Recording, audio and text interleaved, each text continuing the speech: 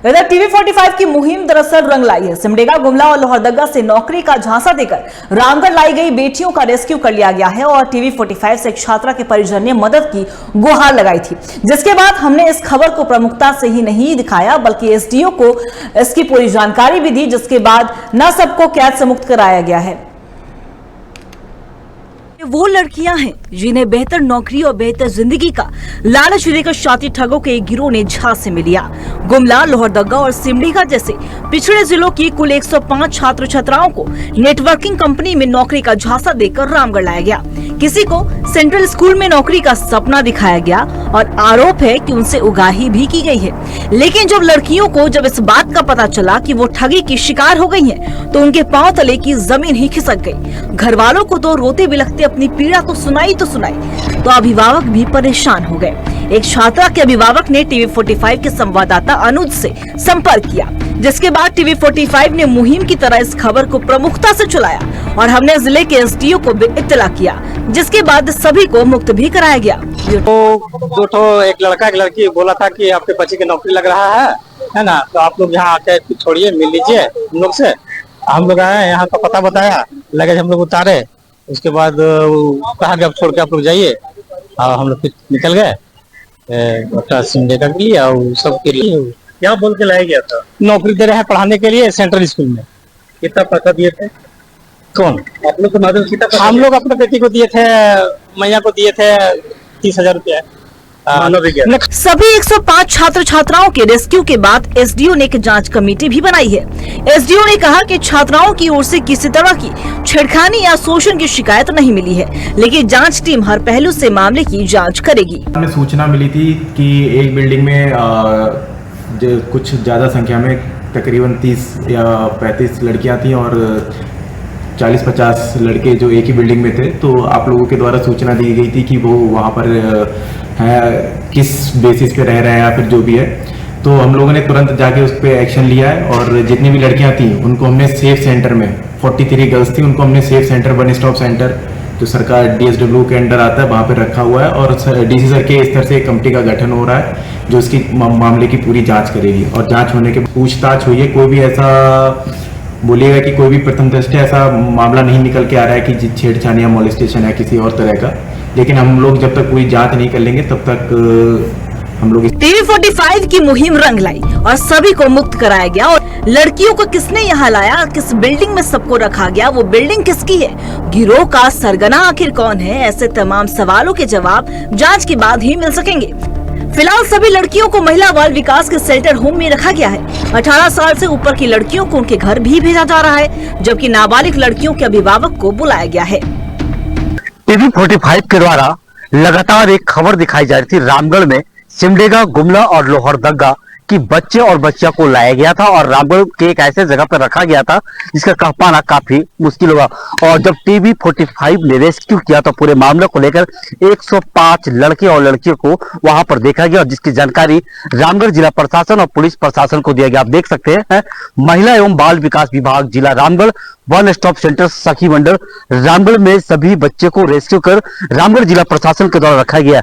लोगों को बहला फुसलाकर रोजगार देने के लिए लाया गया था और बच्चों से सभी से एक मोटी रकम की उगाई भी की गई थी। पूरे मामले को लेकर टीवी 45 के संवाददाता के द्वारा लगातार इसकी प्रमुखता से खबर दिखाई गई थी। सिमडेगा की एक लड़की जो है इस चंगुल में फंसी हुई थी, इनके द्वारा अपने गार्जियन को जानकारी दी गई थी और सिमडेगा के जो रिपोर्टर है उसके माध्यम से हमें रामगढ़ के संवाददाताओं को जानकारी दी गई। यहाँ से सभी को छोड़ा जाएगा। तो कहीं ना कहीं एक बड़ा सिंडिकेट का यहाँ पर खुलासा हुआ है और रामगढ़ एसडीओ ने यह भी कहा कि पूरे मामले को लेकर और भी जांच की जा रही है। किसने वह बिल्डिंग दे रखा था उस पर भी एफआईआर करने की तैयारी जिला प्रशासन के द्वारा की जा रही है। टीवी 45 के लिए मैं रामगढ़ से अनुज कुमार। इसी खबर पे और भी ज्यादा जानकारी के लिए हमारे संवाददाता अनुज हमारे साथ बने हुए हैं। अनुज, टीवी 45 की मुहिम रंग लाई और 105 छात्र छात्राओं को रेस्क्यू किया गया जिन्हें नौकरी का झांसा देकर रामगढ़ बुलाया गया था, क्या कुछ जानकारी आपके पास?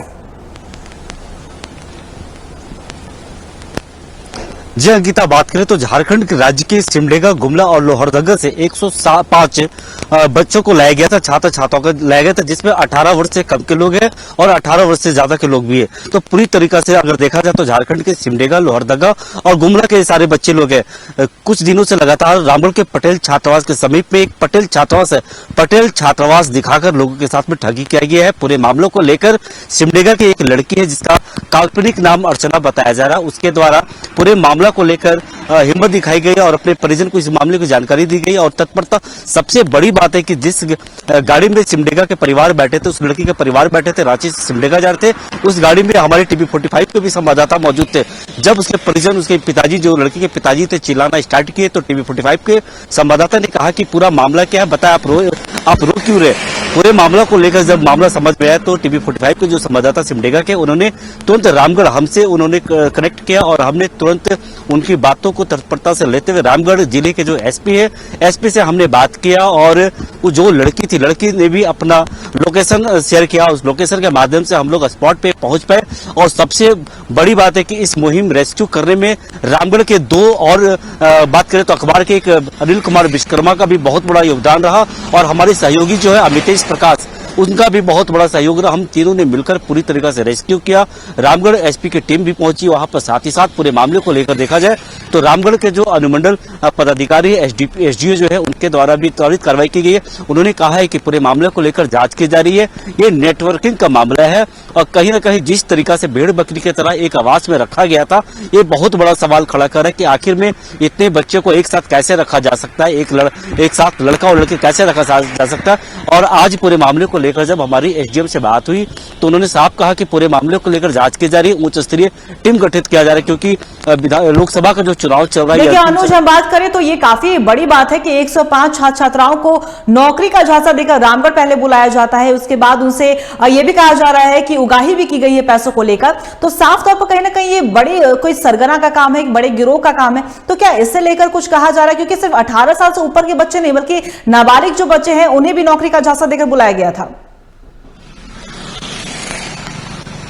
जी निश्चित तौर से मैंने कहा कि झारखंड के सिमडेगा, गुमला और लोहरदगा, ये सारे बच्चे 3 डिस्ट्रिक्ट के हैं और तीनों वहां पर अगर देखा जाए तो गरीबी रेखा का कुछ मामला आता है।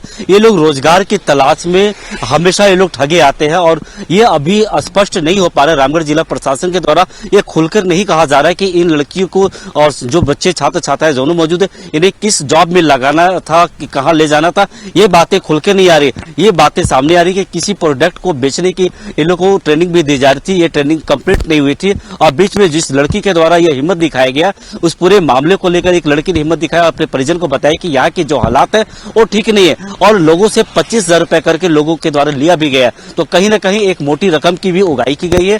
तो पूरे मामले को लेकर जब टीवी 45 का वहां पर कैमरा एंट्री हुआ, उसके बाद पुलिस प्रशासन। जी अनुज, आपका बहुत बहुत शुक्रिया तमाम जानकारी के लिए। तो बता दें आपको कि टीवी 45 की मुहिम एक बार फिर से रंग लाई है और सिमडेगा, गुमला और लोहरदगा से नौकरी का झांसा देकर रामगढ़ लाई गई बेटियों का रेस्क्यू कर लिया गया। अब पुलिस भी कह रही है कि अब पूरे मामले का जांच, एक टीम का गठन किया गया, उसके बाद ही पूरे मामले का स्पष्टीकरण जो है वो सामने आ पाएगा।